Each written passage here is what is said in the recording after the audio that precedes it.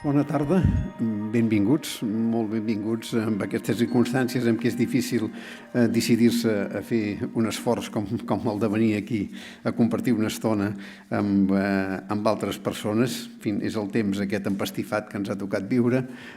Esperem que en puguem sortir i que realment aquest any sigui per tots millor que l'any anterior. Hoy el tema es repensar la meritocracia hacia una sociedad más justa e igualitaria. Tinc l'honor de presentar-vos el professor Michael Sandel. Es catedrático de Ciencia Política en Harvard. Sus cursos sobre la justicia se convirtieron en fenómeno de masas que ha trascendido en sus productos audiovisuales, uno de los referentes indudable de la filosofía moral y política hoy. Creo que una forma buena de presentarlo es hacer un muy rápido recorrido por los títulos de sus obras más importantes, porque creo que expresan de manera muy clara su facilidad para poner títulos adecuados a las cosas que construye, es muy notable. Creo que configuran de manera muy adecuada el curso recorrido por el profesor Michael Sandel. En 1982, aunque hay también una edición posterior, publicó El liberalismo y los límites de la justicia. En 1996, La democracia y sus descontentos. Después, La filosofía pública, ensayos sobre moral en política. En 2005. Más tarde, Justicia, hacemos lo que debemos, en 2008, que probablemente ha sido uno de los libros referenciales de su obra. Después, en 2012, Lo que el dinero no puede comprar. Y finalmente, La tiranía del mérito, que lo tengo aquí, que ha sido del bien común. Me parece que es un perfecto retrato del recorrido del profesor Sandel, que hoy tenemos la suerte de tener entre nosotros. Es a la vez un recorrido por la historia moral de la democracia en los últimos 40 años, en un momento en que hay muchas dudas sembradas sobre la suerte de las democracias, ¿no? Hoy está aquí. Evidentemente, el tema no es la actualidad inmediata, pero será difícil evitar alguna consideración con la situación en la que estamos, tanto lo que ocurrió en Estados Unidos el día 6 de enero como la pandemia. Por tanto, de alguna forma, la conversación que iniciaremos ahora, primero intentaremos dar una cierta composición general del concepto de meritocracia para después hacer algunos, comentarios más precisos sobre las cuestiones que están relacionadas con la actualidad presente. Muchas gracias, profesor Sandel. Mi primera cuestión, la cuestión de partida que nos permite, digamos así arrancar un poco la reflexión en general es: ¿se puede decir que la meritocracia es la ideología propia de un momento dado del capitalismo, que es el capitalismo neoliberal?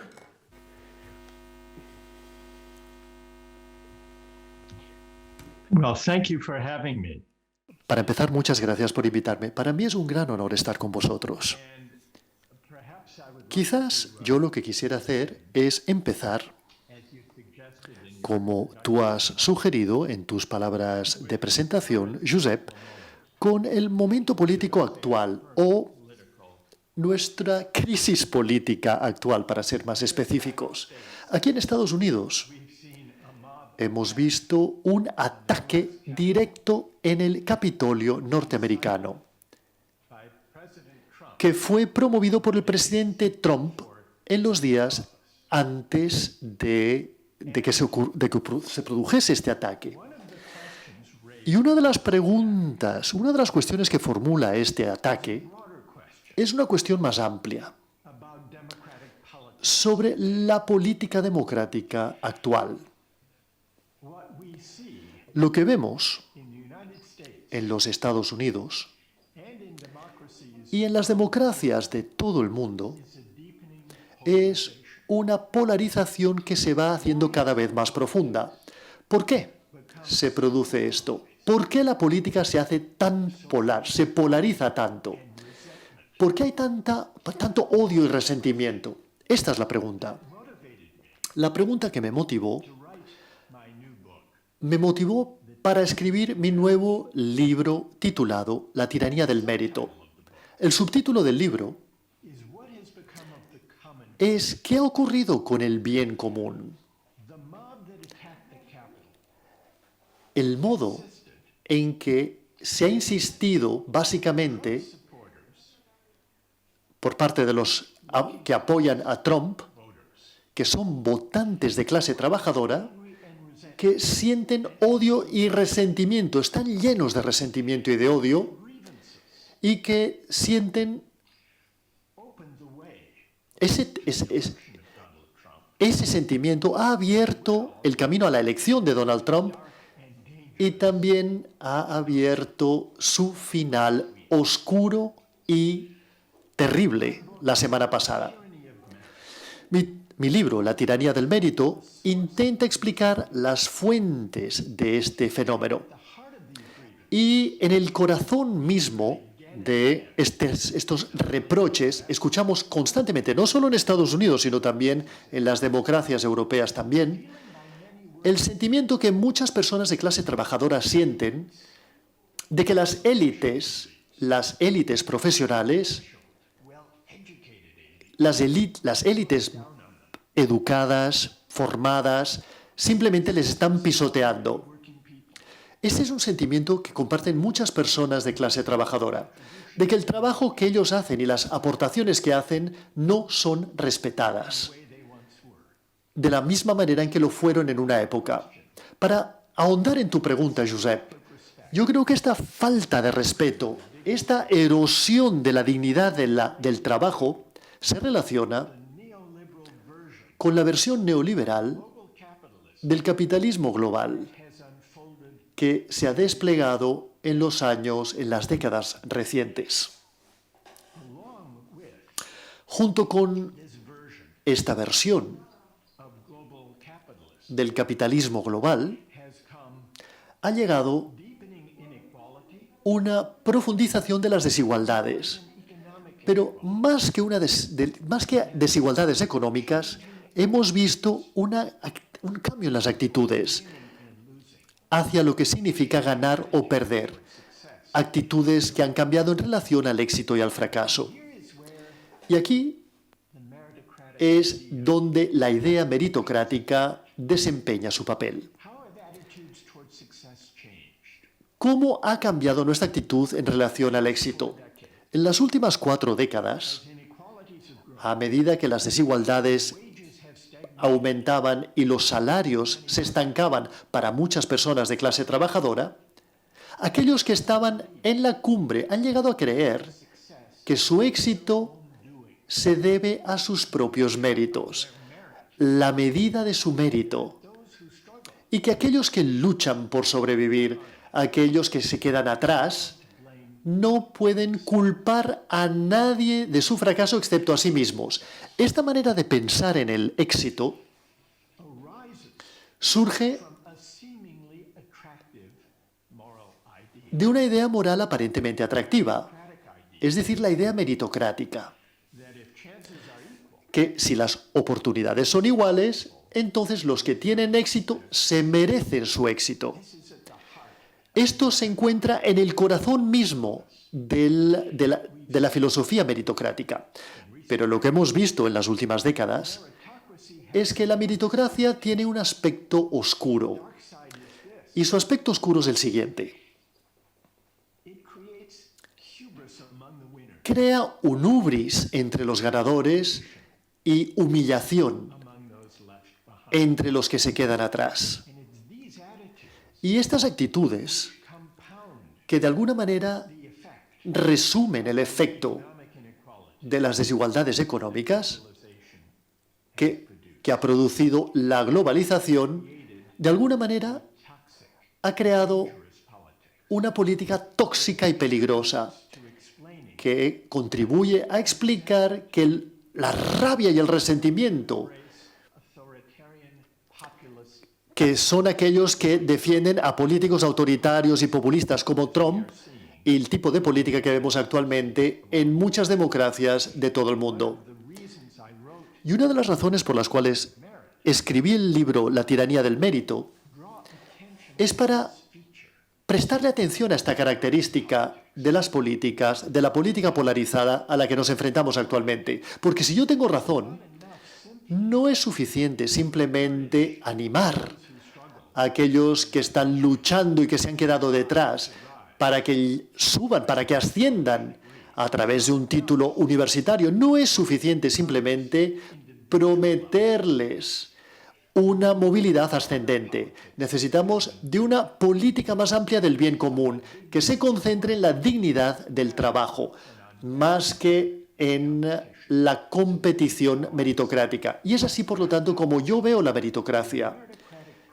Y la promesa meritocrática como respuesta muy poco adecuada ante las desigualdades producidas por 4 décadas de globalización neoliberal.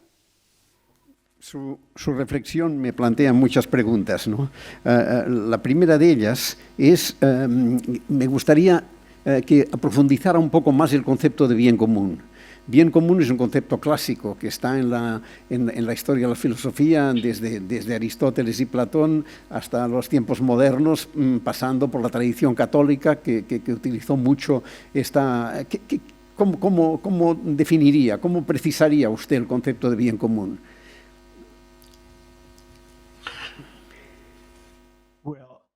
Pues muy bien. El bien común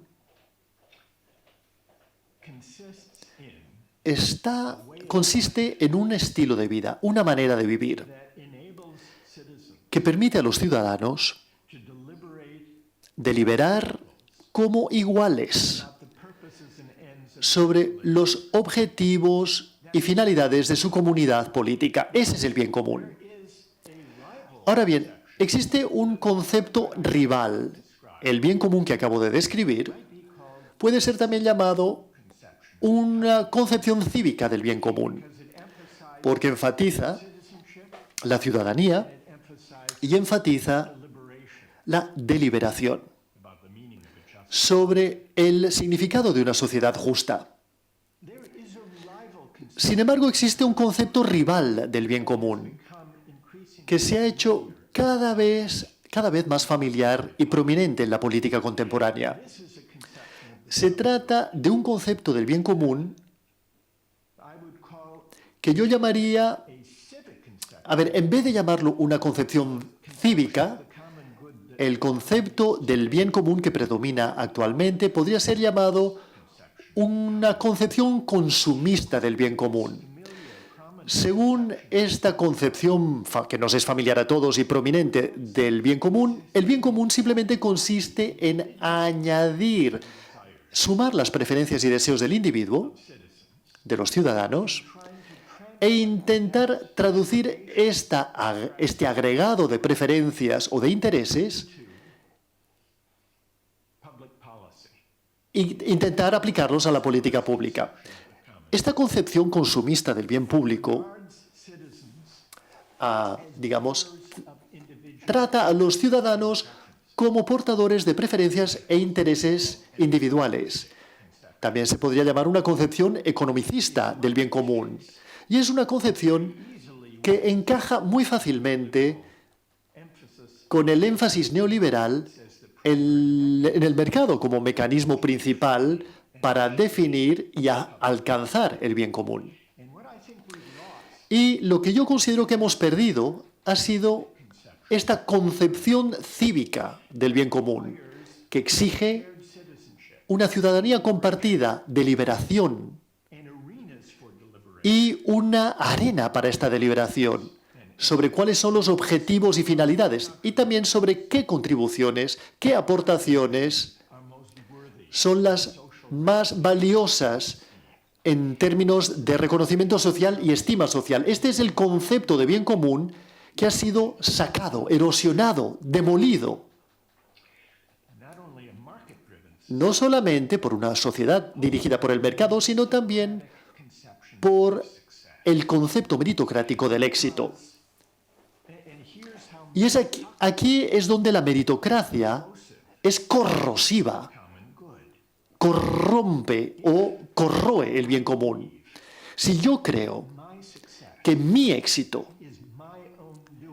es gracias a mí solo, es el resultado de mi esfuerzo individual solo, entonces será muy difícil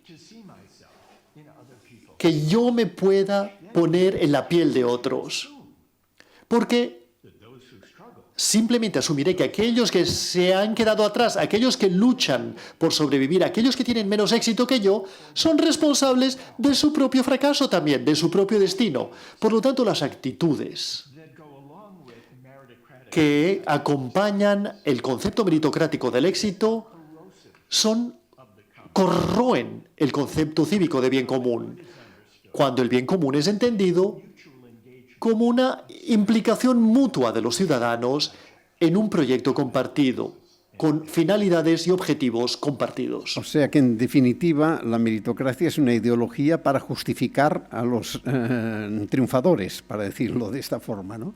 Y en este proceso, categorías que eran categorías, digamos, que eran consideradas progresistas, como la igualdad de oportunidades o el ascensor social, han quedado, digamos, derruidas, han quedado destrozadas, porque se han utilizado con un efecto completamente opuesto al que se deseaba, ¿no? Esta es un poco la perversión del discurso.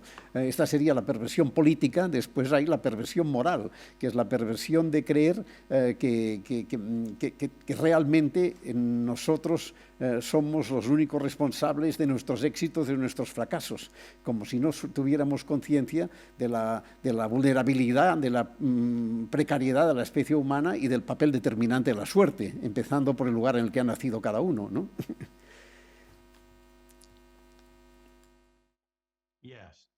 Efectivamente. Pero mientras más creo que mi éxito es gracias a mí solo, gracias a mi propio mérito, más proyectaré el papel de la buena fortuna y de la suerte que he tenido. Seguramente olvidaré o simplemente haré la vista gorda a la deuda que tengo yo también, a las comunidades que han permitido que mi éxito fuese posible. Comenzando con mi familia, mis docentes, mis profesores, la comunidad en la que he vivido, la región donde me he criado, el país, el momento, la época que me ha tocado vivir. El concepto meritocrático del éxito nos conduce a una especie de amnesia. Una especie de amnesia sobre la deuda que tenemos y sobre la suerte que hemos tenido y sobre las contingencias y la buena suerte que hemos tenido. Es decir, que la persona de éxito tiende a olvidar que incluso los talentos que le han permitido, que nos permiten tener éxito, ese talento, sea como sea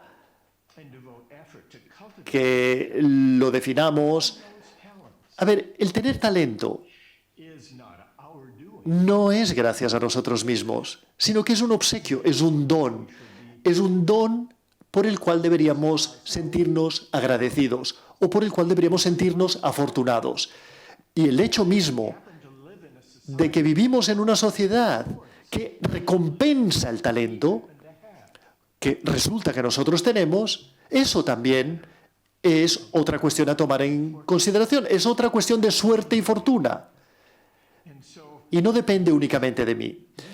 Por lo tanto, estas son las maneras en que las actitudes meritocráticas hacia el éxito parecerían defender la idea de igualdad de oportunidades. Pero de hecho, lo que hacen es socavar el sentido de solidaridad y de deuda que mantiene cohesionadas a las sociedades y que nos dan un sentido de responsabilidad de los unos hacia los otros. Sí, me viene ahora a la memoria, porque creo que, en fin, que de alguna forma lo representa lo que usted acaba de explicar, ¿no? Me viene ahora a la memoria, en definitiva, cómo se reconoce el talento. Se reconoce con dinero contante y sonante, es decir, el gran éxito es ganar muchísimo dinero, ¿no? Esta es una de las perversiones de la situación. Me venía ahora a la memoria una frase de John Stuart Mill, la idea de una sociedad en la que los vínculos son las relaciones y los sentimientos que surgen del interés pecuniario es esencialmente repulsiva. ¿Usted suscribiría esta idea de John Stuart Mill cuando el liberalismo era otro? Well, yes. Sí, sí. A ver, existe una tendencia, y la vemos actualmente, en los discursos públicos y en las actitudes públicas. Nosotros presuponemos que el dinero que gana la gente es la medida de su aportación al bien común. Pero eso es un error.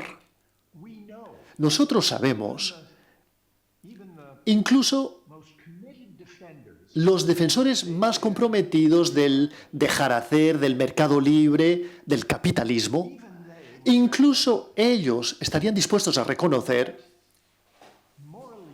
que, moralmente hablando, es difícil afirmar que un director de un fondo de inversiones o que un banquero de inversiones contribuye algo a la sociedad que es 12 veces más valioso que lo que hace un médico que trata a pacientes del COVID, o un docente que inspira a nuestros adolescentes con sus lecciones.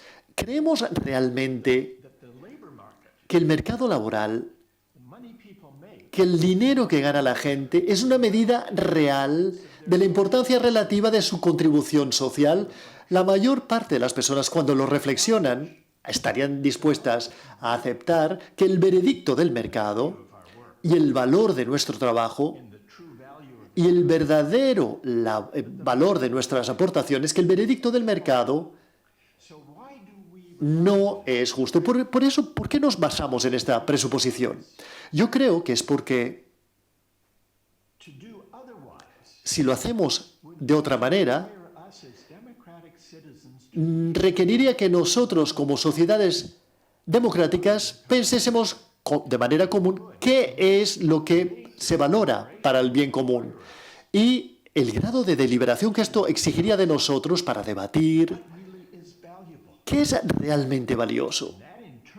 Y eso, a su vez, nos forzaría, nos empujaría a enfrentarnos a concepciones rivales de cuál es el bien común, cuáles son los objetivos y finalidades de nuestra política común, de nuestra sociedad. Las personas se preocupan por estas cuestiones. Son preguntas y cuestiones moralmente controvertidas, y la política, especialmente en nuestras sociedades, a menudo sentimos que quizás deberíamos evitar las cuestiones morales controvertidas en nuestras sociedades y en la política por miedo a la confrontación. Y por eso le cedemos nuestros juicios morales a los mercados. Y eso claramente es un error. Y parte del argumento de mi libro, La tiranía del mérito, es que tenemos que reclamar de los mercados, tenemos que recuperar de los mercados el juicio moral sobre el valor del trabajo y los distintos papeles sociales. Y esto lo hemos visto. Tenemos un buen ejemplo. Un ejemplo con el que nos hemos enfrentado directamente. Durante esta pandemia, aquellos de nosotros que teníamos el lujo de trabajar desde casa, de trabajar a distancia, nos hemos dado cuenta cuán profundamente dependemos de nuestros trabajadores que a menudo simplemente no vemos. No solamente aquellos que trabajan en los hospitales cuidando a nuestros pacientes de COVID. Estoy pensando también en los mensajeros, los trabajadores que nos llevan los bienes de consumo a nuestras casas, que llevan los bienes a los almacenes, a los transportistas. No se trata de las personas mejor pagadas o más o más, o más válidas, o consideradas como más válidas por la sociedad, pero actualmente los consideramos trabajadores clave. Y este podría ser, por lo tanto, el punto de inflexión. Este momento clave podría ser el momento de un debate público más amplio sobre cómo ascender el valor y el reconocimiento de estas personas y del trabajo que realizan.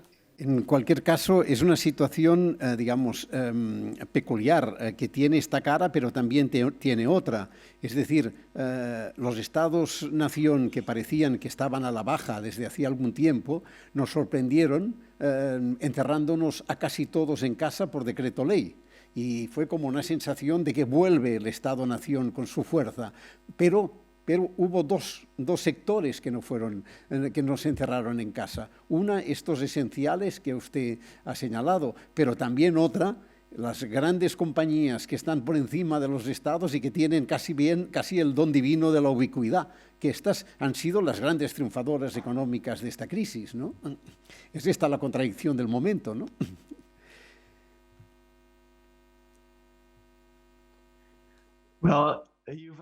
A ver, acabas de identificar una característica muy interesante de la crisis actual.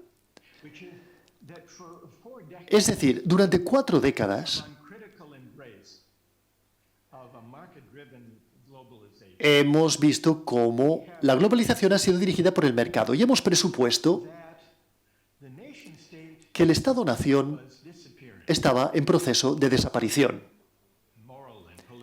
a nivel moral y político, desde el punto de vista de su importancia moral y política. Pero cada vez más deberíamos pensar en nosotros mismos no como ciudadanos de un lugar específico, o de una comunidad específica, o de una región específica, o de un país específico, sino que deberíamos pensar en nosotros mismos sencillamente como ciudadanos globales. Ahora bien, para algunos objetivos, por ejemplo, tratar el cambio climático es importante. Aumentar la conciencia, la sensibilización de las personas y de sus responsabilidades como miembros de la humanidad. Hablar o debatir los derechos humanos también es importante. Es importante que reconozcamos las afirmaciones morales universales, que demasiado a menudo son ignoradas. Pero es un error imaginar que podríamos organizar una economía o una sociedad en la que las fronteras, límites y peculiaridades de la cultura, la historia y la tradición desapareciesen y ya no tuviesen ninguna importancia. Como si se tratase de crear un espacio ilimitado para los mercados, el flujo de capitales y bienes y de personas, de manera transfronteriza, por encima de las fronteras. La gente necesita...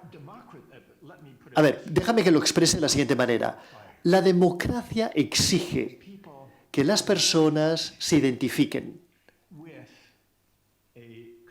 con una comunidad que dirige su propio destino. Por lo tanto, desde muchos puntos de vista, yo creo que el sentido de desempoderamiento que se ha producido después de 4 décadas de globalización neoliberal, esa sensación de haber perdido el poder se relaciona con el hecho de que las identidades son importantes. Las identidades compartidas, historias compartidas, tradiciones compartidas, son todas ellas importantes.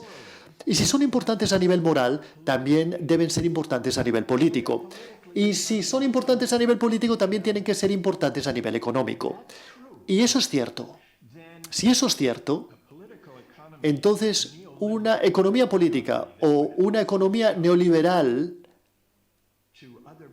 que simplemente externaliza los puestos de trabajo hacia otro lugar y devasta toda una comunidad y que se organiza simplemente alrededor de la producción o de la fabricación, por ejemplo, o de la provisión de servicios, eso Eso es corrosivo.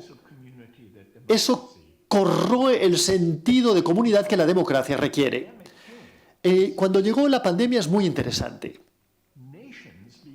Las naciones empezaron a reafirmarse de nuevo y a controlar sus fronteras.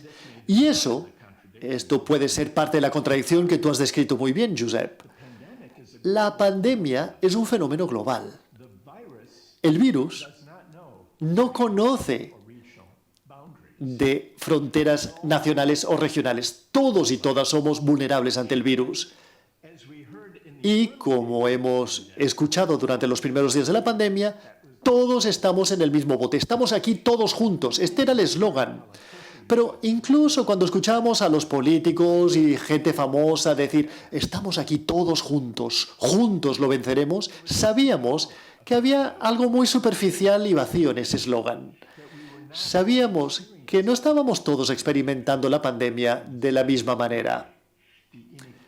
Las desigualdades que se habían desarrollado en las últimas décadas se vieron reforzadas y muy visibles con esta pandemia. Y lo que hemos visto es como una especie de retorno del Estado-nación a medida que la gente buscaba algún tipo de seguridad y protección ante la pandemia.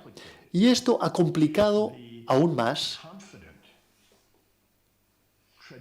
la trayectoria tan segura de sí misma de la globalización neoliberal, tal y como había sido promovida durante las últimas 4 décadas.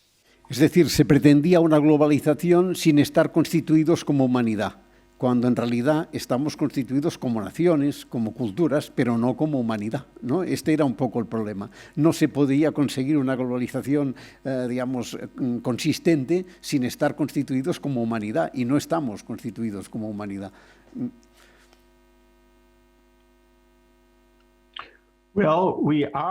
Bueno, lo estamos y no lo estamos constituidos como una humanidad única y universal. Existen aspectos de nuestra identidad, de nuestras identidades, que tienen una aspiración universal. Nosotros nos sentimos emocionados cuando se nos hace conscientes del sufrimiento en lugares distantes, cuando escuchamos de un terremoto o de una avalancha o de un desastre natural en la otra punta del mundo, y especialmente si vemos imágenes del sufrimiento humano. Esto nos emociona. Y a veces nos emociona como para entrar en acción, como para ayudar.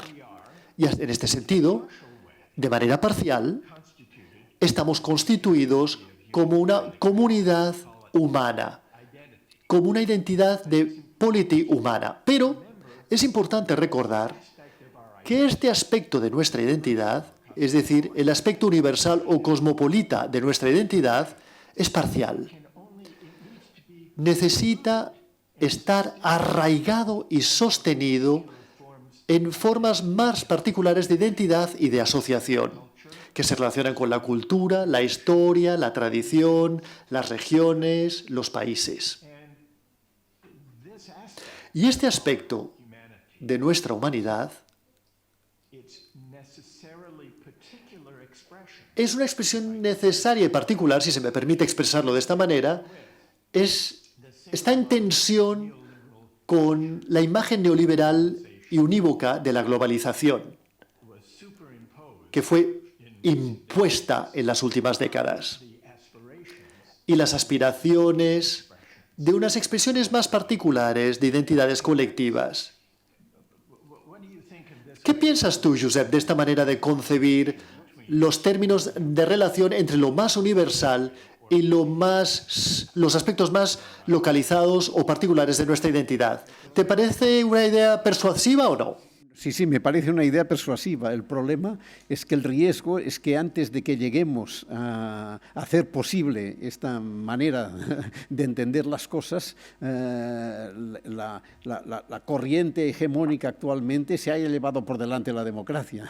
Este es el problema. Es decir, a mí lo que me da miedo es que la democracia sea incompatible con el punto en el que estamos ahora de desarrollo de la globalización y de triunfo de la ideología meritocrática. Aquí me parece que está, digamos, el núcleo de la cuestión que nos pone a todos en peligro, ¿no? Yo recuerdo muchas veces cuando una frase de Ralph Dahrendorf que me sorprendió mucho en los años 80, que le oí decir, mire usted, esto de la democracia es una cosa que ha funcionado casi por una casualidad en una circunstancia muy concreta. El capitalismo industrial, el Estado-nación y la democracia. Esto ha funcionado, no se sabe muy bien por qué, pero ha funcionado. El día que el capitalismo industrial vaya desapareciendo, cosa en la que ya estamos, y la democracia y el Estado-nación pierda fuerza, la democracia estará en peligro. Y de alguna manera estamos en este punto, ¿o no?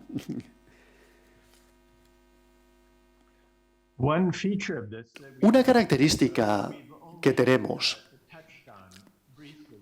y que solo hemos mencionado de manera muy leve en esta conversación se relaciona con la manera en que el trabajo y la identidad conectada con el trabajo y la aportación o la contribución están conectados con las identidades localizadas que hemos estado mencionando hasta ahora.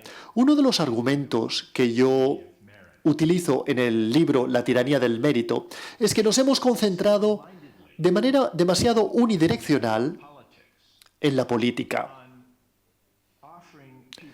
ofreciendo a las personas la oportunidad de un movimiento ascendente individual más que confrontándonos a la desigualdad de manera global, basándonos en el reconocimiento mutuo que cohesiona la sociedad.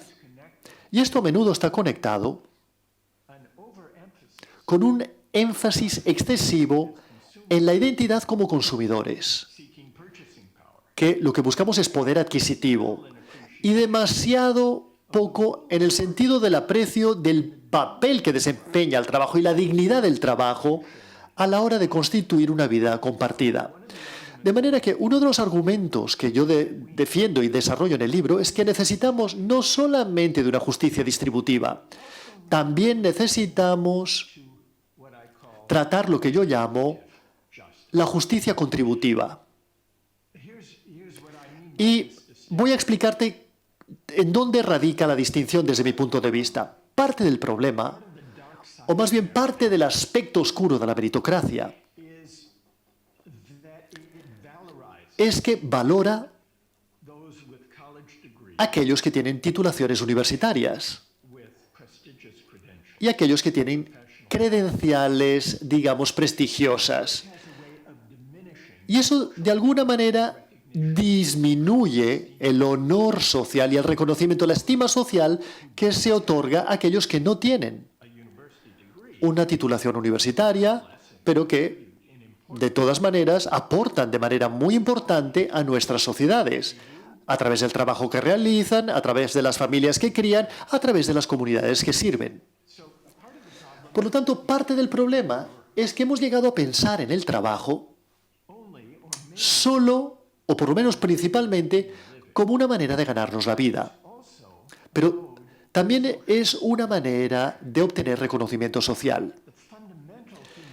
La necesidad fundamental a nivel humano, me parece a mí, es la necesidad de ser necesario, de ser necesitado por nuestros semejantes, por nuestros ciudadanos semejantes, y tener el mismo nivel de estima y honor a la hora de responder estas necesidades. Esto es lo que se encuentra en el corazón de la dignidad del trabajo.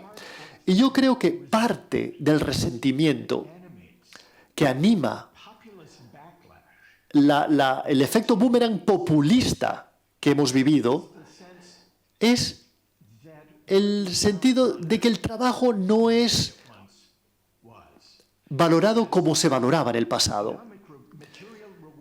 Solamente puedes aspirar a recompensas monetarias y la estima social y el valor social solamente se otorga a aquellos que tienen, de alguna manera, los trabajos que están en la parte superior de la escala social.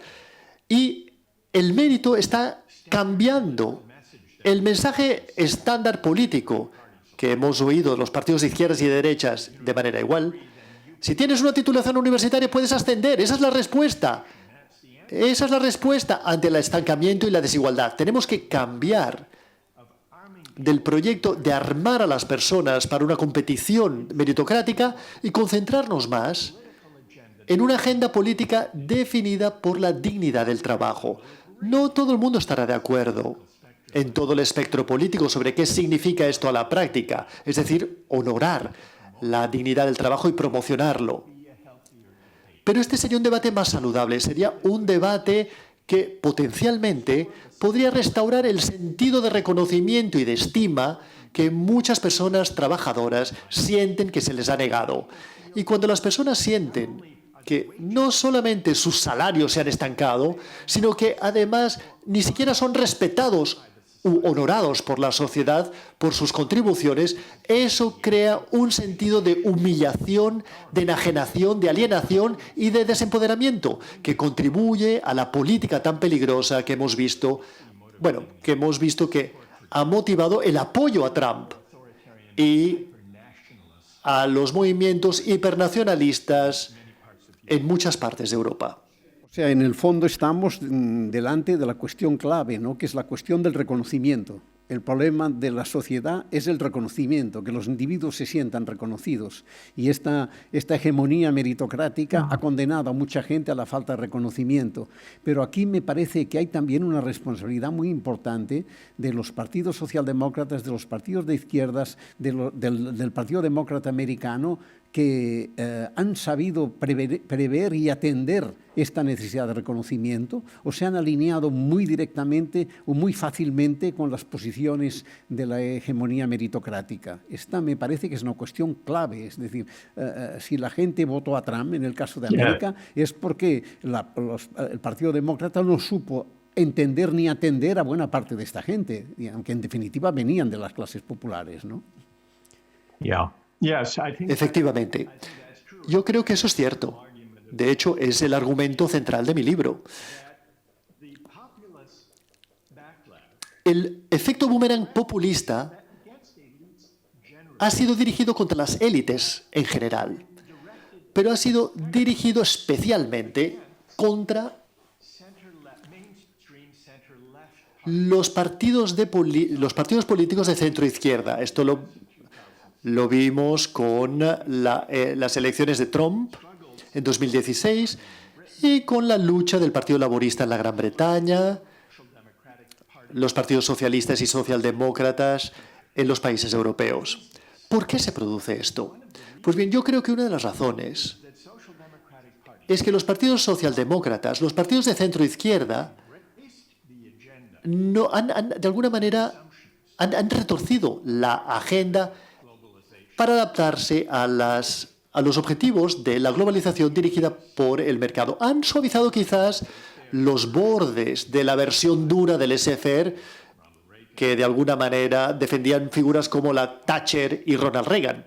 Pero los partidos de centro-izquierda han aceptado la premisa básica de que el mercado tiene que dirigir la globalización. Han aceptado esa premisa básica. La premisa básica de que el mecanismo de mercado, es decir, el instrumento fundamental para definir y alcanzar el bien público, es el mercado. Y además, han respondido ante la desigualdad que ha resultado, no tratando directamente con esa desigualdad, sino a cambio ofreciendo una salida a la ascensión individual a través del mercado. Los mensajes de los partidos políticos socialdemócratas y de centro-izquierda en Europa ha sido un mensaje meritocrático. Solamente puedes ascender y vencer en la economía global yendo a la universidad. A través de lo que aprendes, puedes tener éxito si lo intentas. Ese ha sido el mensaje del Partido Demócrata en Estados Unidos y de los partidos socialdemócratas en Europa. Lo que han dejado de entender es el insulto implícito en la promesa meritocrática que ofrecían. El insulto implícito es el siguiente. Si no vas a la universidad y si estás luchando por sobrevivir en la economía, tu fracaso es tu culpa. Esta es la ofensa, este es el insulto que no pretendían infligir, pero el resultado ha sido alienar a muchas personas trabajadoras. Es muy fácil olvidar que la mayor parte de los ciudadanos, la mayor parte de los norteamericanos no tienen una titulación universitaria de 4 años. Y la mayor parte de los ciudadanos en las sociedades europeas tampoco tienen una titulación universitaria. Por lo tanto, es terrible crear una economía que establece una condición necesaria para el trabajo digno. Es decir, una titulación universitaria que la mayor parte de las personas no tienen. Y esto, creo yo, sería el efecto político. Es decir, que el Partido Demócrata en Estados Unidos ha perdido apoyos. Ha perdido el apoyo de los votantes de clase trabajadora, especialmente los votantes trabajadores blancos. 2/3 partes de los cuales votaron por Trump en 2016 y en 2020, aunque ha perdido, todavía los votantes blancos sin ningún tipo de formación han votado por Trump, incluso después de todo lo que había ocurrido en los últimos 4 años. Y lo que vemos también en muchos países europeos es que los partidos de centro-izquierda, que una vez representaban a los votantes de clase trabajadora, ahora cada vez más representan a las clases profesionales con titulación universitaria. Y esto ha distanciado a los votantes trabajadores. Y se han unido no a los partidos tradicionales, sino que se han unido a los partidos de derechas, populistas, extremadamente nacionalistas. Y es donde la tiranía del mérito, de la meritocracia, ha causado esta frustración, esta rabia entre las clases trabajadoras. Una pregunta. ¿La categoría de populismo a usted le parece una categoría acertada para analizar la situación actual? Porque tengo la sensación de que es tan ambigua que mete en un mismo saco a cosas muy diferentes y que no se corresponden exactamente a lo mismo, ¿no? That's true. Eso es cierto. Y el populismo viene con distintas formas. En general,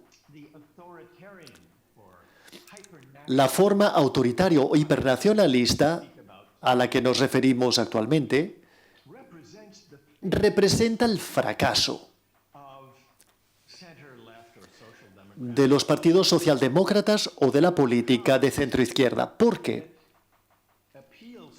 Atrae a los agravios, resentimiento y rabia de la clase trabajadora que se siente excluida y desempoderada, y cuyos intereses no están siendo representados efectivamente por los partidos de centroizquierda. Y la razón es que los partidos de centroizquierda se han unido a las clases profesionales con buenas credenciales y con una buena formación en aras de una actitud meritocrática y de un proyecto político meritocrático, que es el que hemos estado debatiendo hasta ahora. Pues muy bien, existen algunas versiones de populismo que no son del tipo autoritario de derecha, sino que en vez de tratarse de son movimientos de trabajadores, que intentan empoderar a los trabajadores, más que simplemente expresar agravios en relación a sus necesidades. Y tradicionalmente, en la experiencia norteamericana, por ejemplo, el populismo emergió en el siglo XIX y se trataba de un movimiento que aglutinó a los trabajadores industriales con los granjeros a la hora de intentar alcanzar el poder y una voz contra el poder económico concentrado y los grandes negocios, y especialmente el gran poder de los bancos y de las empresas ferroviarias que les explotaban. Por lo tanto, existe, de alguna manera, una versión del populismo que intenta movilizar el activismo cívico y el movimiento popular contra la concentración excesiva de poder. Digamos que sería la línea cívica del populismo. Pero cuando nos hablamos de populismo, normalmente nos referimos a la versión hipernacionalista y autoritaria que apela a la rabia y a la frustración de los trabajadores a los que nos hemos referido. ¿Tú crees que deberíamos eliminar esta categoría de populismo, que solamente describe la versión hipernacionalista y autoritaria, y quizás pues introducir también la versión cívica? En parte sí, porque me parece un poco confusa en el sentido de que puede llevar a una concepción muy restrictiva de la democracia, ¿no? A veces parece que la democracia aceptable se limita a los partidos bipartidistas clásicos y que todos los demás son estorbos. Y no son estorbos, algunos plantean problemas y algunos plantean problemas serios como el que hemos visto, pero no dejan de representar la sociedad, y la democracia tendría que tener capacidad inclusiva, no tener que sostenerse sobre la exclusión. No sé si me explico.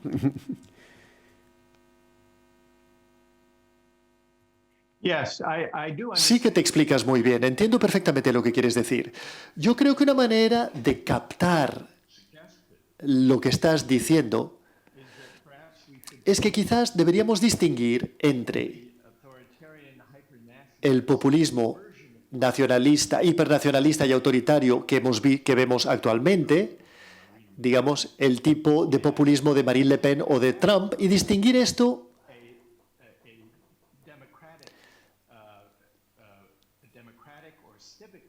de una concepción cívica o democrática del populismo, que intenta movilizar el activismo de los ciudadanos, a menudo organizados alrededor del trabajo, para confrontarse y tratar los abusos de poder o la concentración de poder en grandes instituciones económicas. Digamos que esta sería una manera de establecer una distinción en relación a este punto tan importante que has introducido y con el cual estoy de acuerdo. Evidentemente, lo que ocurrió en el Capitolio el pasado día 6 tiene una importancia real y simbólica extraordinaria. Tardaremos tiempo probablemente en saber realmente la dimensión, pero entiende que este es el final, marca el final de una época esto, y marca el final de un rol de los Estados Unidos, ¿o no? El papel desempeñado por los Estados Unidos. ¿Me podrías explicar qué quieres decir con el papel que ha desempeñado Estados Unidos? No, sí, marca un final de época en el papel. Es decir, los Estados Unidos ha ejercido una hegemonía durante el siglo XX bastante indiscutible y con una autoridad by the US. Política, Yes, militar, económica e incluso moral muy considerable. Hay aquí un final de época en este tiempo, y si hay este final de época, ¿quiénes serían los actores que aparecen en este momento, ¿no? Vale. Entiendo perfectamente ahora lo que me querías formular como pregunta. A ver, yo no creo que el asalto al Capitolio marque el final de la época del papel de Estados Unidos en el mundo. Lo que sí creo que hace es marcar el final de un cierto tipo de complacencia. La confianza complaciente por parte de los norteamericanos, de que nuestro modelo de democracia es el más estable y el más seguro, y que todo el resto de países del mundo deberían aspirar a seguir el modelo norteamericano de capitalismo liberal y de instituciones representativas. Nosotros hemos aprendido, no solamente a través de este ataque en el Capitolio, sino a través de la presidencia tumultuosa y la terrible presidencia de Donald Trump, es que nosotros norteamericanos necesitamos empezar a barrer nuestra propia casa, restaurar la fortaleza de nuestras propias instituciones democráticas antes de que podamos afirmar ser modelo o enseñar lecciones a otros países sobre la superioridad de nuestro modelo. Tanto en términos de la versión norteamericana del capitalismo y la versión norteamericana de la democracia representativa. Tenemos que hacer mucha introspección sobre cómo reparar nuestras propias instituciones. Y en este sentido, yo creo que es un punto de inflexión. Ha llegado el momento de la humildad y de la autorreflexión por parte de los norteamericanos.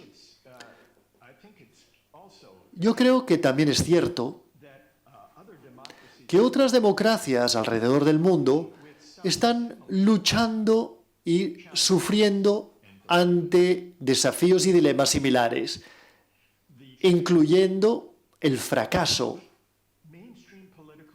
de los partidos políticos principales, ya se trate de sistemas bipartidistas o de sistemas multipartidistas.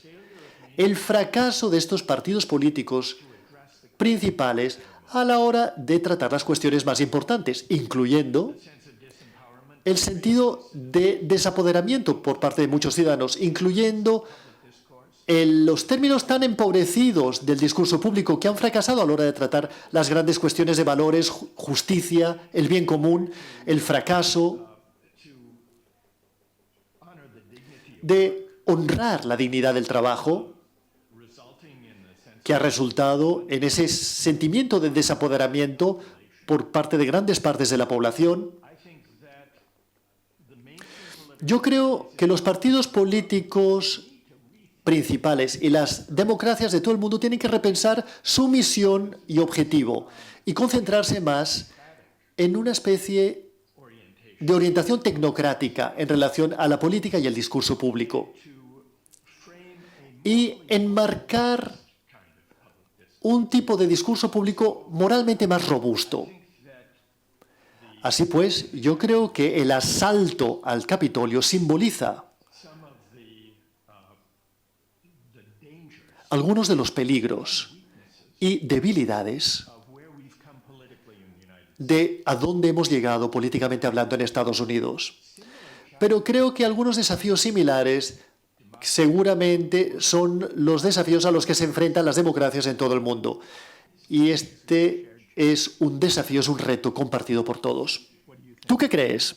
No sé si es darle una interpretación demasiado grande a lo que puede ser, en cierto sentido, anecdótico, pero no es sorprendente y significativo que los que hayan en un momento dado retirado la palabra Trump hayan sido Twitter y Facebook, que además en buena parte fueron los que le hayan ayudado a construir toda su trayectoria. ¿No es esto una paradoja un poco extraña, pero significativa de la situación? Bueno, sí. Las empresas de redes sociales tienen que responder, porque primero se han convertido en monopolios de enorme poder, que tienen un poder desorbitado como instrumentos de información y comunicación. Y la mayor parte, su misión es la publicidad y captar atención. Pues bien, se han convertido en instrumentos fundamentales de comunicación política. Y no solo eso, se han convertido en instrumentos de discurso político que nos permiten aislarnos los unos de los otros, de la opinión con la que no estamos de acuerdo, y simplemente reforzar nuestras propias opiniones y escuchar cómo nos resuenan constantemente. Y también las modalidades de comunicación se han hecho posibles a través de Twitter y Facebook. Pues bien, en su mayor parte, no se trata de ágoras o de esferas públicas que inviten al discurso político informado basado en el respeto mutuo. Al contrario, nos dividen a través de la opinión, a través de la demografía, a través del historial, a través de nuestras lealtades partidistas, y no nos proporcionan el tipo de foros y ágoras que necesitamos para el razonamiento, la argumentación y la escucha activa, más allá de las diferencias de clase social, raza y origen étnico. Y la sociedad civil, de alguna manera, digamos, la parte a la que nos hemos referido, el fracaso de los partidos políticos, existe un papel muy importante que tiene que desempeñar la sociedad civil para reconstituir los espacios comunes, los lugares comunes, las ágoras comunes de una vida política común. Y en nuestras vidas cotidianas somos participantes. Tenemos que ser participantes en un proyecto común de ciudadanía democrática compartida. Y esto exige ágoras de discurso público muy distintas de lo que Twitter y Facebook nos proporcionan. Ágoras que permitan que la gente pueda unirse más allá de sus diferencias y que les invite a intentar negociar estas diferencias e intentar debatir estos desacuerdos sobre la base de un respeto mutuo. Esto no es fácil. Y esto requiere de un nuevo papel para los medios de comunicación y también para la educación superior y también para las escuelas. Pero también exige que encontremos una manera de regular y de innovar los medios de comunicación, las redes sociales, para que sean más acogedoras a para la política del bien común. Una última cuestión por mi parte. ¿Es esta una oportunidad para Europa o Europa ya no tiene aliento como para aprovechar una oportunidad? That remains to be seen. Hombre, esto tenemos que verlo, ¿eh? Esto habrá que verlo. Yo creo que Europa, la vieja Europa, se enfrenta a los mismos retos que los Estados Unidos. La promesa de la Unión Europea. La promesa idealista era que habría algo más que una asociación económica de naciones, de Estados-nación. Que gradualmente la Unión Europea desarrollaría una cultura compartida. Y no solamente una cultura compartida, sino también una política especialmente democrática, con la que los ciudadanos se identifiquen. Los ciudadanos identificarían a Europa conjuntamente con sus identidades regionales y nacionales, sus identidades culturales, un espacio en el que sentirían que tienen una voz como ciudadanos democráticos. Por decirlo suavemente, yo creo que esta aspiración democrática de Europa, de la Unión Europea, todavía es un trabajo no acabado. Y espero que no sean términos que consideren ustedes demasiado duros, de un juicio de valor proveniente de la otra orilla del Atlántico. Y yo creo que para hacer justicia a los Estados Unidos, los Estados Unidos tienen que hacer un gran trabajo para reconstruir nuestras instituciones y nuestra vida pública democrática. Y creo que Europa se enfrenta al mismo desafío. Pero no sé si estás de acuerdo conmigo o no en este sentido. ¿Tú qué crees, Josep? Sí, y no es que tenga mucha esperanza en Europa, porque está excesivamente adormecida y excesivamente fragmentada, sin acabar de encontrar su sitio. No sé. Igual es un momento que una de las novedades del tiempo que empieza es que Europa empiece a resurgir un poco, pero lo veo complicado. Hay demasiadas desconfianzas y demasiadas fronteras todavía entre los países europeos, ¿no? Es una historia muy larga y muy cargada entre los europeos y siempre es muy difícil de volver a empezar y de empezar bien, digamos, ¿no? Muchísimas gracias, Michael Sandel. Ha sido un placer. Llevamos ya más de una hora y yo continuaría indefinidamente, pero llevamos ya mucho tiempo. Muchísimas gracias. Si me permite, voy a preguntar a la sala si alguien quiere hacerle alguna pregunta, quiere plantear alguna cuestión. Thank you. I love all your words. My question is... Gracias por sus palabras. Mi pregunta es, ¿cómo cree usted que los miembros chinos o rusos de la élite se tomarían sus palabras o abordarían sus palabras? ¿Quiere usted decir, me está preguntando si la tiranía del mérito se extiende a países que van más allá de Estados Unidos y de Europa, las ideas meritocráticas? ¿Es esta la pregunta? Bueno, si considera usted que las élites rusa y china sienten alguna empatía en relación a lo que está diciendo. But, we need them because we are only half of the world. Bueno, ellos van en otra dirección completamente distinta, así es como lo veo yo. ¿Cómo pensaría usted que sus palabras podrían tener algún tipo de impacto en esas élites china y rusa? Bueno, yo creo que esto exigiría... esto es harina de otro costal. Es un tema importantísimo, ¿eh? Es decir, cómo la concepción del bien común que yo pienso que nosotros en Estados Unidos y en Europa deberíamos intentar promover en su política, cómo esto se aplicaría y cómo se aplicaría en Rusia y en China. Existen muchas distintas maneras de abordar este debate. Un punto de partida que yo utilizo y que he utilizado cuando he hablado ante públicos de China, de la China y de Rusia, especialmente públicos jóvenes, es empezar formulando la pregunta sobre ¿cuál debería ser el papel de los mercados en una buena sociedad? Este es el tema de un libro que he escrito anteriormente, algunos años antes de la tiranía del mérito. Y el plantear este tipo de preguntas... A ver, no entro demasiado, cuando viajo y debato estos temas, no entro demasiado en ofrecer una única respuesta, sino intento plantear el tipo de preguntas que considero que todos y todas deberíamos estar debatiendo. Y cuando yo le planteo estas preguntas a los públicos jóvenes de Rusia y de la China, ha habido un abanico fascinante de opiniones sobre el papel del dinero y de los mercados en una buena sociedad.